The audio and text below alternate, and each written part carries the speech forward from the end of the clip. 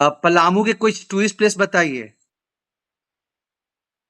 पलामू में सर हरिहरगंज में एक भीम चूल्हा है सर। उसके अलावा एक 10-30 मंदिर है, राम जन्म मंदिर है एक सर, और चैनपुर का किला है यहाँ पे, शाहपुर का किला है। उसके अलावा पलामू और लातेहार के बॉर्डर पे मिथिला नेशनल पार्क है सर, जो और खिचकी टूरिस्ट हॉटस्पॉट है।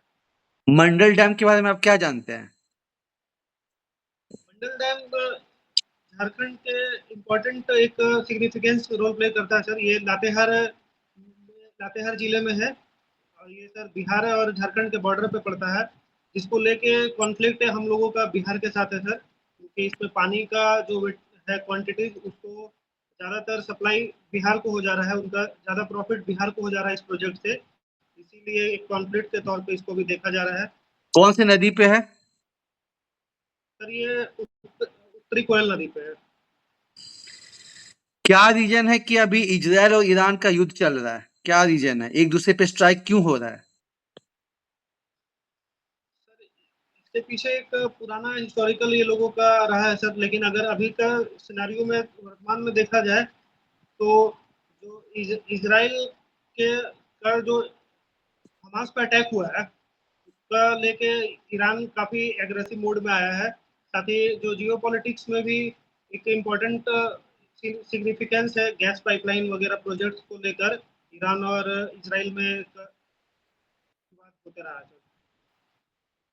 कौन सा ऑपरेशन जो है वो इजराइल चला रहा है, कौन सा ऑपरेशन जो है ईरान चला रहा है एक दूसरे के लिए? ध्यान में है? अच्छा, कोई बात नहीं। आप ये बताइए कि पलामू की एक कम्युनिटी है जिसको बहुत लंबे समय के बाद एसटी का दर्जा मिला है। मुक्ता कम्युनिटी है सर, जो पहले शेड्यूल कास्ट में था, अभी उसको वापस से शेड्यूल ट्राइब में डाला गया है। ठीक है। पलामू जो है अपार्ट फ्रॉम अपना हिस्टोरिकल सिग्निफिकेंस, एग्रीकल्चर में भी वो कुछ चीजों के लिए पॉपुलर है। आप बता सकते हैं किस चीज के लिए उसमें उसका प्रोडक्शन काफी अच्छा होता है? सर यहाँ पे मोटे अनाज का खेती काफी अच्छा माना जाता है। पलामू सुखाड़ क्षेत्र से बिलोंग करता है, तो यहाँ पे कम पानी वाले फसल ज्यादातर पे होते हैं, जिसमें प्रमुख रूप से बाजरा, मक्का, तिलहन और सर आम की उपज ज्यादा होती है। ठीक है। आपका फर्स्ट प्रेफरेंस क्या है? जेएस है सर, झारखंड एडमिनिस्ट्रेटिव सर्विस। तो और सेकंड प्रेफरेंस? जेपीएस है सर। तो ऐसा क्यों है कि आपका फर्स्ट प्रेफरेंस जेएस है और जेपीएस नहीं है? जेपीएस नहीं है सर। सर एडमिनिस्ट्रेटिव में 2 साल से काम कर रहे हैं सर एडमिनिस्ट्रेशन के अंदर, तो एक अच्छा अनुभव मिला है, तो ये एक मोटिवेशनल रीजन रहा है झारखंड एडमिनिस्ट्रेटिव सर्विस को रखने के लिए। और एडमिनिस्ट्रेशन का एक अंग अंग है sir police service. Law and order का समस्या हमेशा होती रहती है, तो उसका एक अलग इम्पैक्ट होता है सर, इसीलिए सेकंड प्रेफरेंस के तौर पे जेपी। सरहुल और कर्मा में क्या अंतर है? सर प्रकृति से रिलेटेड पर्व के रूप में सर हम लोग सरहुल को मनाते हैं, शायद माघ शुक्ल पक्ष के एकादशी को मनाया जाता है। और सर कर्मा बेसिकली भाई बहन का प्रेम को संबंधित एक त्योहार है सर। जैसे इवन दो मैथ्स में नोबेल प्राइज तो नहीं देते हैं, लेकिन उसका एक अवार्ड है जिसको कंपेरेटिव मानते हैं नोबेल प्राइज के। क्या आप बता सकते हो उस अवार्ड का नाम क्या है? सर वो एबल एबल पुरस्कार बोला जाता है। सही। तो मैथमेटिक्स का नोबल के तौर पे हम लोग उसको बोलते हैं। भारत के एक फेमस मैथमेटिशियन का नाम बताइए। रामानुजन उनका क्या कंट्रीब्यूशन रहा है? सर उन्होंने मैथ्स में कई थ्योरी दिए हैं, जिसमें थ्योरी और नंबर थ्योरी प्रमुख रूप से है। ऐसे उनके बहुत सारे थ्योरीज पे अभी भी रिसर्च जारी है। अच्छा, कौन से पार्ट को वो बिलोंग करते हैं? भारत के किस हिस्से से आते साउथ हैं वो? साउथ अच्छा, ठीक है। अभी एक परिसीमन आयोग करके जो है काफी न्यूज में चल रहा है। क्या है परिसीमन आयोग? Delimitation commission. सर हमारा जनसंख्या के अकॉर्डिंग विधानसभा और लोकसभा के क्षेत्रों को डिवाइड किया जाता है, उसी के लिए एक आयोग का गठन है जिसको परिसीमन आयोग बोलते हैं। तो 1971 में लास्ट उसका जनसंख्या के अकॉर्डिंग हुआ था सर। उसके बाद 30 सालों के लिए इसको स्टेबलाइज कर दिया गया था। उसके बाद 2001 में एक एक्ट पास हुआ, उसमें बोला गया कि 2026 तक यही जो जनसंख्या है उसी के अकॉर्डिंग ही जो क्षेत्र है वो डिवाइडेड रहेगा। तो अभी वो वापस से 2026 में वो टर्म पूरा हो रहा है, तो अब ये एक्टिव हो गया है, जिसमें बेसिकली सर जनसंख्या के अकॉर्डिंग सीटों का बढ़ोतरी या कमी किया जाएगा। क्या इसके डिसीजन को चैलेंज किया जा सकता है परिसीमन आयोग के? किया जा सकता है सर। कौन से अनुच्छेद में आता है ये आर्टिकल में?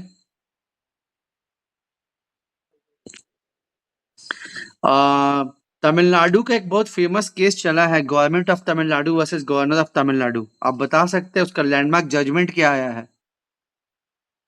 सर तमिलनाडु का जो स्टेट गवर्नमेंट थी सर, वो 10 बिलों को पास करके भेजी थी वहाँ के गवर्नर के पास। गवर्नर ने उनको काफी टाइम तक होल्ड करके रखा हुआ था। तो उसके बाद जो गवर्नमेंट थी उसने सुप्रीम कोर्ट में केस किया था। उसके आलोक में सर सुप्रीम कोर्ट का एक लैंडमार्क जजमेंट आया। उन्होंने आर्टिकल 142 का यूज करते हुए सारे जो बिल्स थे उसको मतलब कानून के तौर पे, और उसके साथ साथ ये भी बोला कि किसी भी गवर्नर को या इनफैक्ट प्रेसिडेंट को भी वीटो पावर यूज करने का अधिकार नहीं है। ज्यादा से ज्यादा वो 30 दिन, उसके बाद मैक्सिमम 60 दिन तक ही उसका यूज कर सकते हैं। उसके बाद वो बिल ऑटोमेटिकली पास होकर एक्ट बन जाएगा। वक्फ बाय यूजर से आप क्या समझते हैं, जो काफी चर्चा में भी है, विवादों में भी है, वक्फ by user? By user sir, वक्फ एक संस्था है जिसमें मुस्लिम समुदाय के वैसे जमीनों का है सर, जिसका सिर्फ उसी उनके पारंपरिक और सोशल काम के लिए यूज किया जा सकता है।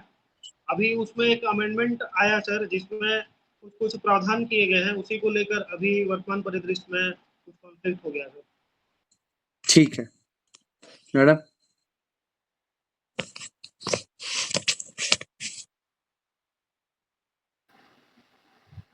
आप कहाँ सर्विस कर रहे हैं अभी? मैम हम अभी एसडीओ ऑफिस सदर बेली नगर है, वहीं पे लिपिक के पद पर क्लर्क जो होता है वहीं पे। अकाउंटेंट? मैम लिपिक होते हैं, क्लर्क होते हैं, जो बाबू लोग होते हैं ना। तो आपका बेसिक काम क्या होता है वहाँ पे?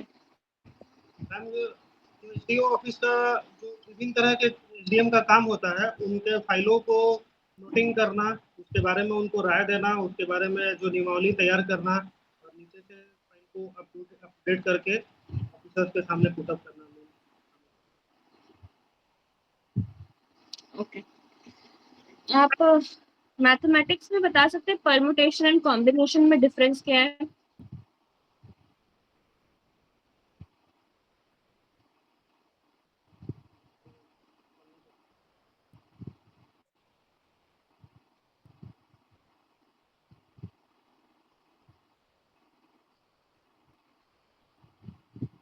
आवाज नहीं आ रही। सॉरी मैम, अभी रिकॉल नहीं कर पा रहे हैं। प्रोबेबिलिटी क्या होता है? प्रोबेबिलिटी मैम एक वे ऑफ चांसेस है मैम, जिसमें किसी भी सिग्निफिकेंस में किसी एक चीज का आने का क्या चांस है, क्या पॉसिबिलिटीज है, उसके बारे में बेसिकली पता चलता है। प्रोबेबिलिटी का कोई एग्जांपल बताइए एडमिनिस्ट्रेशन में।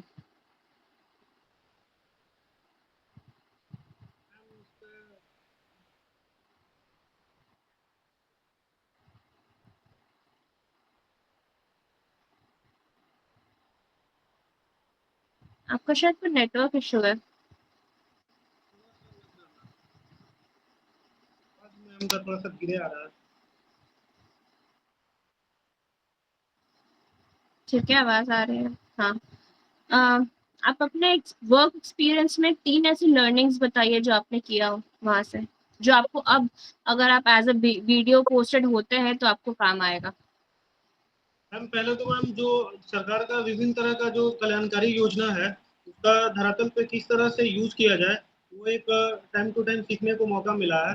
इसमें उचित जो लाभुक है उनका चयन कैसे किया जाए ये एक समझने में काम आया है। दूसरा मैम जो इलेक्शन के दौरान मैम काम होता है जो सेंसिटिव वर्क होता है उसको लोकसभा और विधानसभा इलेक्शन के टाइम जैसा कि हम देख रहे हैं कि हमारा देश एक लोकतांत्रिक देश है, इलेक्शन एक बहुत बड़ा रोल प्ले करता है, तो उन चीज़ों को एक्सपीरियंस को मैम यूज़ किया जा सकता है। साथ ही मैम तीसरा है कि जॉब के साथ मैम पढ़ाई और जॉब दोनों को एक सामंजस्य के तौर पे देखे मतलब यूज़ किए मैम, तो उसका एक टाइम का कैसे यूटिलाइजेशन क्या है करते हैं मैम वो एक मैम आगे यूज़ कर सकते हैं। मैथ्स का यूज आप कैसे करिएगा एडमिनिस्ट्रेशन में? मैम मैथ्स का यूज एडमिनिस्ट्रेशन में कई मामलों में किया जा सकता है जिसमें हम तुलनात्मक अध्ययन करने के लिए किसी भी क्षेत्र का स्पेसिफाइड डेटा ग्राफिंग के तौर पे यूज कर सकते हैं। साथ ही मैम मैथ्स का लैंड जो इश्यूज अभी सबसे ज़्यादा झारखंड में चल रहे हैं उसका मैम समाधान करने में भी मैथ्स का काफ़ी एक इम्पोर्टेंट रोल है जिसमें ग्राफ और नेटवर्क के माध्यम से मैम हम लोग ओके। जैसे आपने इलेक्शंस के बारे में बताया, तो जब इलेक्शंस होते हैं तो ईवीएम पे काफी सवाल उठाया जाता है, तो उसके ट्रांसपेरेंसी के लिए गवर्नमेंट ने क्या-क्या स्टेप्स उठाया है कि ट्रस्ट मेंटेन रहे? मैम इलेक्शन के लिए मैम गवर्नमेंट कई एक तरह से काम किया मैम। इस बार का इलेक्शन में भी ये चीज़ देखा जा सकता है। इसमें ईवीएम वीवीपैट का जो मॉनिटरिंग होता है मैम, कमीशनिंग होता है, उस टाइम जो डिफरेंट पॉलिटिकल पार्टीज होती हैं उनको उनके मेंबर्स को बुला के उनके सामने ही कराया जाता है।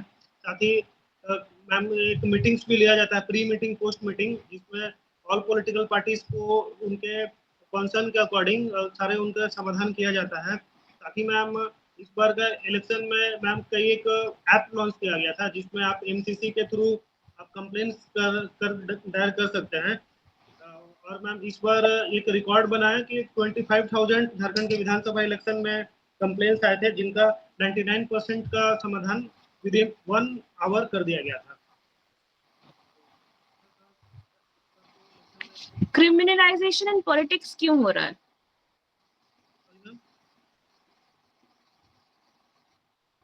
मैम एक बार रिपीट किया जा सकता है, क्वेश्चन नहीं सुन पाया। क्रिमिनलाइजेशन इन पॉलिटिक्स क्यों हो रहा है? पॉलिटिक्स में क्रिमिनल्स इतने क्यों ज्यादा एंटर कर रहे हैं?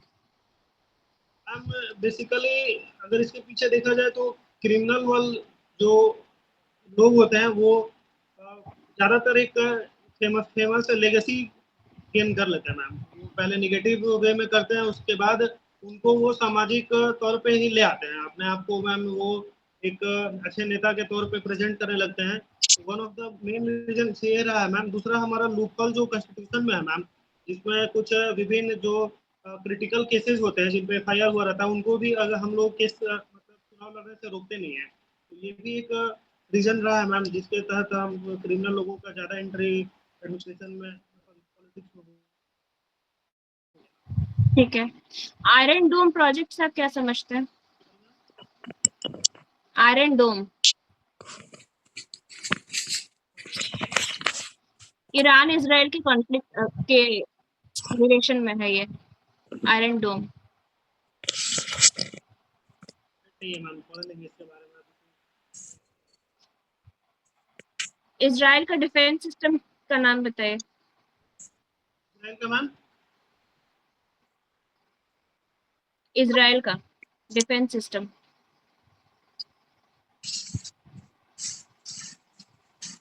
बढ़िया मैम।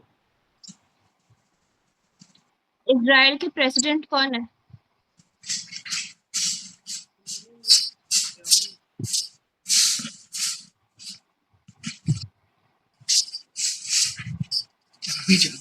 फिर से बोलिए, सुनाई नहीं दिया। मैम एक गेस मैम क्लियर याद तो नहीं है, अगर आप परमिशन देंगे तो गेस करना चाहेंगे।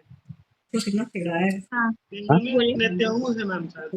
तो बात हुआ था जी। तो चाबहार पोर्ट से आप क्या कोई जानते हैं? हल्ला कर चाबहार दिया पोर्ट के बारे में?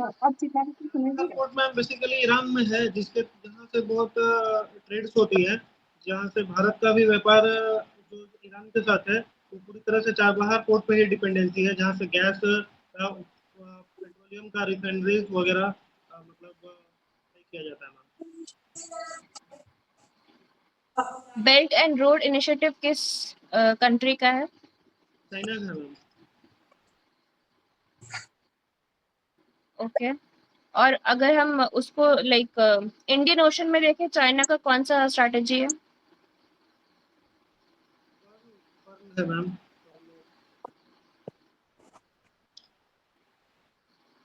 नाम? रिकॉल अभी तो नहीं कर पा रहे हैं। String of pearls. क्या है स्ट्रिंग ऑफ पर्ल्स के अंदर में? मैम चाइना का शुरू से हम लोग पॉलिसी देखे विस्तारवादी एक्सटेंशन पे रहा है, तो वो हिंद महासागर में अपना एक बेड़ा बनाना चाहता है, जिसके माध्यम से वो पड़ोसी देशों और वहाँ के जो एरिया है उस पर कंट्रोल करने का मतलब नाविक कंट्रोल है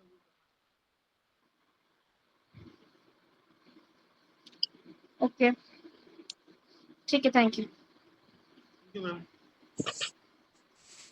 कम्युनिकेशन स्किल तो बढ़िया है मैम, है ना? अपना डिस्ट्रिक्ट का भी नॉलेज तुम्हारा अच्छा है अश्विनी। बस थोड़ा आईआर वाला चीज तुम देख लो, क्योंकि बहुत ज्यादा चर्चा में चल रहा है। आईआर वाला जो होता है ना, बहुत ज्यादा न्यूज में है। जा इधर 2-3 दिन का सर नहीं देख पाए।